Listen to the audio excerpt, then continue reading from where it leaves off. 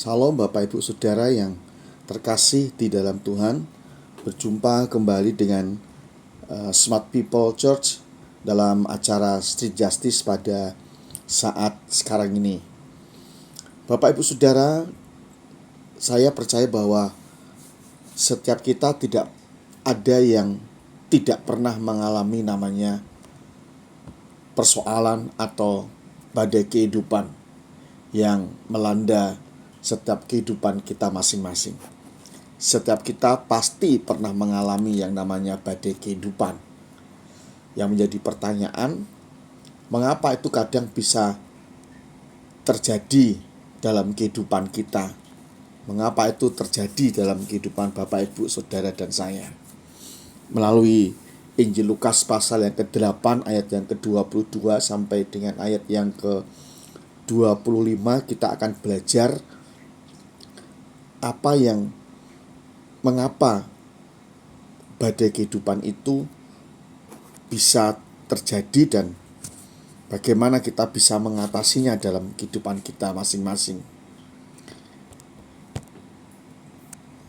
Mari kita membaca di dalam Injil Lukas pasal yang ke-8 ayat yang ke-22 sampai dengan ayat yang ke-25. Pada suatu hari Yesus naik ke dalam perahu bersama-sama dengan murid-muridnya dan dia berkata kepada mereka, "Marilah kita bertolak ke seberang danau." Lalu bertolaklah mereka. Dan ketika mereka sedang berlayar, Yesus tertidur. Sekonyong-konyong turunlah taufan ke danau, sehingga perahu itu kemasukan air dan mereka dalam bahaya. Maka datanglah murid-muridnya membangunkan dia, katanya, "Guru, guru, kita binasa." Lalu ia pun bangun, menghardik angin dan air yang mengamuk itu. Dan angin dan air itu pun reda dan danau itu menjadi teduh. Lalu katanya kepada mereka, "Di manakah kepercayaanmu?" Maka takutlah mereka dan heran, lalu berkata seorang kepada yang lain, "Siapa gerangan orang ini?" Sehingga ia memberi perintah kepada angin dan air, dan mereka taat kepadanya. Nah, Bapak Ibu Saudara yang terkasih, ayat di atas ini bercerita tentang badai yang sedang mengancam atau menghantam murid-murid dalam perjalanan mereka. Nah, kalau kita percaya akan salah satu sifat Allah kita yang providensial, Allah yang menyediakan, yang mengajarkan bahwa segala sesuatu telah ditetapkan dan sudah diatur oleh Allah, maka kita harus percaya bahwa badai yang menimpa Yesus dan murid-muridnya dalam cerita tadi itu, dalam kisah tadi itu, bukan merupakan satu kebetulan. Saya rasa semua itu pasti ada tujuan, ada maksudnya. Oleh karena itu, kalau hidup kita pada saat ini sedang dihantam oleh badai, oleh gelombang kehidupan, dan kita berteriak kepada Tuhan dan sepertinya Tuhan tidak mendengar, Tuhan tidak memberikan jawaban, Tuhan seolah-olah diam, tidur, dan saya rasa itu bukan sebuah kebetulan. Pasti semua ada tujuannya. Nah, melalui kisah tadi kita akan belajar 3 maksud Tuhan.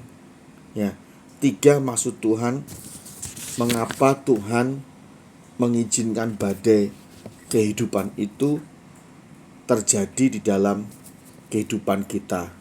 Ya, Bapak Ibu Saudara yang dikasihi oleh Tuhan. Nah, yang pertama yang kita mau belajar adalah Tuhan ingin supaya murid-muridnya itu menyadari akan kelemahan mereka. Tuhan mau agar kita semua, Bapak, Ibu, Saudara, dan saya menyadari akan kelemahan kita masing-masing. Nah, satu hal yang tidak juga kebetulan adalah bahwa peristiwa yang terjadi di Danau Galilea itu, Ya, ingat bahwa beberapa dari murid Yesus pada waktu itu adalah seorang nelayan yang sudah terbiasa bekerja eh, secara rutin di Danau Galilea. Jadi eh, mereka sudah tahu sebetulnya apa yang mereka harus perbuat ketika badai sedang mengancam perahu mereka, ketika mereka mencari ikan. Dan mereka mantan-mantan pelaut atau nelayan yang sangat punya pengalaman yang luar biasa. Ya, boleh dibilang itu adalah lapangan mereka, itu adalah uh, kebiasaan rutin yang memang mereka kerjakan setiap hari, dan mereka sudah sangat berpengalaman di lapangan itu, di wilayah itu. Tetapi justru sekarang ini, Bapak Ibu Saudara, di tengah lapangan mereka itulah badai dan gelombang menghantam mereka dan mereka nyaris binasa. Nah, apa sebenarnya yang mau dikatakan Tuhan lewat semua peristiwa itu? Nah, Tuhan ingin atau Tuhan sedang mau katakan bahwa sesungguhnya mereka adalah orang-orang yang lemah, yang tanpa Tuhan pasti binasa. Setiap badai kehidupan yang menghantam hidup kita, yang izinkan Tuhan terjadi dalam kehidupan kita, itu membawa pesan Tuhan untuk setiap saudara dan saya, bahwa kita adalah manusia yang lemah, makhluk yang lemah, yang tanpa Tuhan itu kita tidak bisa berbuat apa-apa. Ya. Jadi tanpa Tuhan kita pasti akan binasa. Tanpa Tuhan kita tidak bisa berbuat apa-apa. Kita tidak bisa mengontrol segala sesuatu supaya seturut dengan keinginan kita. Ya. Kalaupun toh kiranya setiap kita bisa menangkap pesan Tuhan lewat badai-badai yang menghantam kehidupan kita, Tuhan ingin berbicara bahwa kita itu lemah. Jadi Bapak Ibu Saudara, mari kita menyadari itu. Supaya apa? Supaya setiap hal yang terjadi dalam kehidupan kita, kita bergantung kepada Tuhan. Ya. Karena semua ada dalam kendalinya Tuhan, semua dalam kedaulatan Tuhan, semua ada dalam tangan Tuhan. Jadi Tuhan ingin kita belajar bersama-sama lewat Street Justice ini, bahwa sesungguhnya kita adalah orang yang sangat lemah. Tanpa Tuhan kita akan binasa. Tanpa Tuhan kita akan menjadi orang yang terhilang. Itu sebabnya mengapa kita perlu bergantung kepada Tuhan sepenuhnya. Sebabnya mari Bapak Ibu Saudara, kalau hari-hari ini kita diperhadapkan kepada badai kehidupan yang besar yang sedang menghantam hidup kita, mari kita berpegang dan percaya kepada Tuhan. Karena lewat itu Tuhan ingin mengingatkan kepada kita bahwa sesungguhnya tanpa Tuhan kita tidak punya harapan. Jadi mari kita bergantung, berharap, berpegang hanya kepada Tuhan kita Yesus Kristus saja. Di saat kita mengalami badai dan hantaman gelombang badai kehidupan dalam kehidupan kita pada saat-saat, pada hari-hari ini yang kita rasakan. Yang kedua, Tuhan ingin menguji dan menguatkan iman murid-murid pada saat itu, juga untuk kita pada saat sekarang ini. Selain Tuhan menunjukkan kelemahan para murid, badai yang Tuhan izinkan terjadi juga memiliki maksud untuk menguji kita, menguji saudara dan saya, dan menguatkan saudara dan saya, seperti yang dialami oleh para murid Yesus pada saat itu. Yang memang Tuhan mau menguji. menguatkan iman saudara dan saya melalui badai kehidupan yang kita alami, persoalan-persoalan yang kita alami. Dengan satu hal, apakah kita tetap percaya, apakah kita tetap beriman, apakah kita tetap berpegang pada firman Tuhan di saat kita mengalami badai kehidupan. Mari kita lihat sedikit Ayub, saudara, yang ditimpa oleh badai kehidupan, tetapi imannya tetap teguh kepada Tuhan. Ayub berkata dalam Ayub pasal 1 ayat 21, katanya, dengan telanjang aku keluar dari kandungan ibuku, dengan telanjang juga aku akan kembali ke dalamnya. Tuhan yang memberi, Tuhan yang mengambil, terpujilah nama Tuhan. Saudaraku yang dikasihi Tuhan, Tuhan sudah berfirman kepada kita bahwa Dia akan pelihara hidup kita. Dan untuk menguji apakah kita mempercayai Tuhan dalam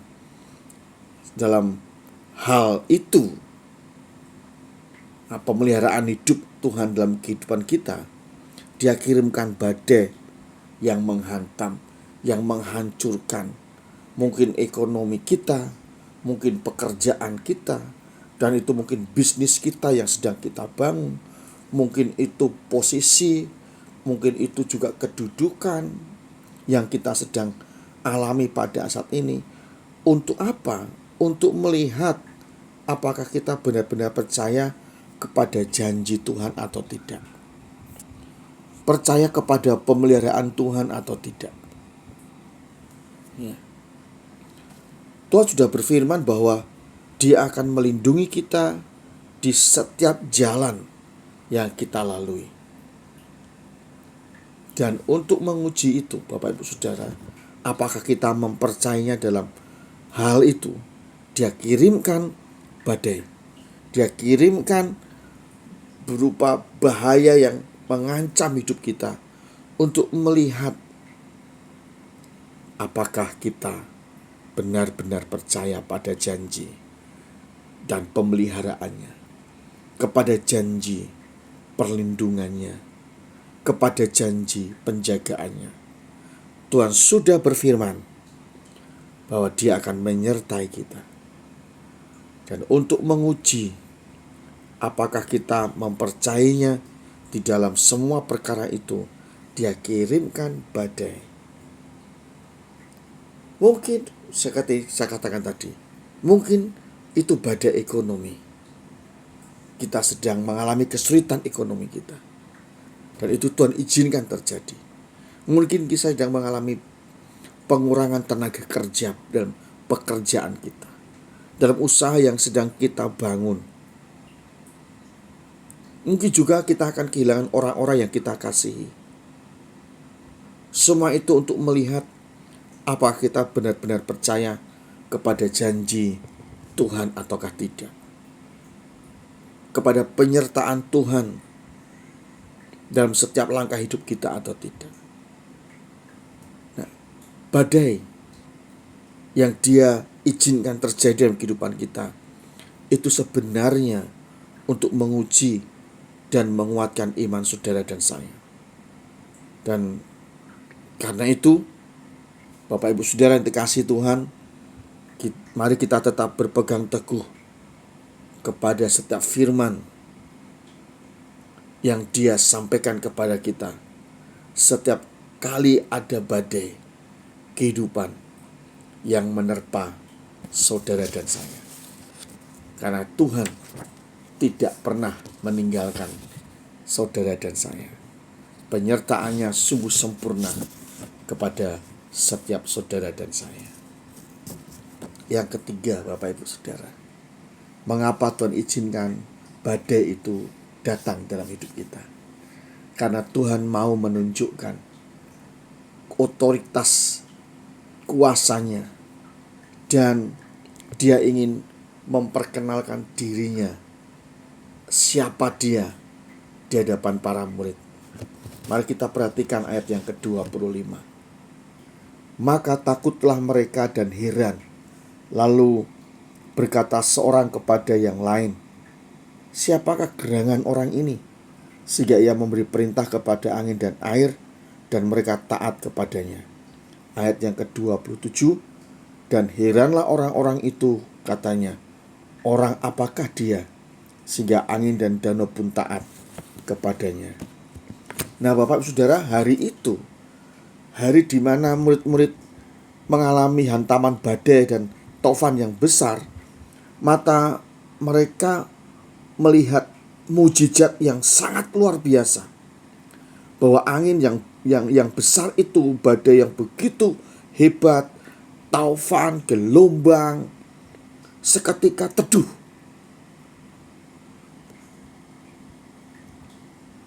Hari itu juga mereka menyadari bahwa mereka tidak sedang mengikuti orang yang biasa-biasa saja. Mereka tidak sedang mengikuti seorang pemimpin yang biasa-biasa saja. Dan mereka sedang tidak mengikuti guru yang biasa-biasa saja. Ini lebih daripada seorang manusia, seorang guru, seorang pemimpin. Dia adalah Tuhan itu sendiri. Dia adalah Allah yang luar biasa. Seandainya perahu mereka tidak dihantam kapal hari itu, saya percaya mereka tidak memiliki kesempatan untuk melihat mujizat yang sangat besar itu. Dan saya juga percaya mereka tidak akan mengenal Yesus lebih baik lagi, lebih dalam lagi, seperti pada hari itu, saudara. Nah, mengapa Tuhan membiarkan Israel ditindas dan menderita ratusan tahun di Mesir? Ya, supaya pada waktu Tuhan menyelamatkan mereka dari sana, mereka dapat melihat otoritas, mereka dapat melihat kuasa dan mujizat, keajaiban, serta dapat mengenal Tuhan dengan jauh lebih baik. Dalam Keluaran pasal 18 ayat 10 dan 11. Lalu kata Yitro, terpujilah Tuhan yang telah menyelamatkan kamu dari tangan orang Mesir, dari tangan Fir'aun. Sekarang aku tahu Tuhan lebih besar dari segala Allah, sebab ia telah menyelamatkan bangsa ini dari tangan orang Mesir. Mengapa Tuhan membiarkan Naaman yang hebat itu terkena kusta? Supaya Naaman bisa melihat akan kuasa Tuhan yang nyata, otoritas Tuhan yang nyata atas dirinya, dan dia mengenal Tuhan dengan benar. Dalam 2 Raja-Raja pasal 15 dikatakan, kemudian kembalilah ia dengan seluruh pasukannya kepada abdi Allah itu. Setelah sampai, tampillah ia ke depan Elisa dan berkata, sekarang aku tahu bahwa di seluruh bumi tidak ada Allah kecuali di Israel. Mengapa Tuhan membiarkan anak janda Sarfat jatuh sakit dan mati?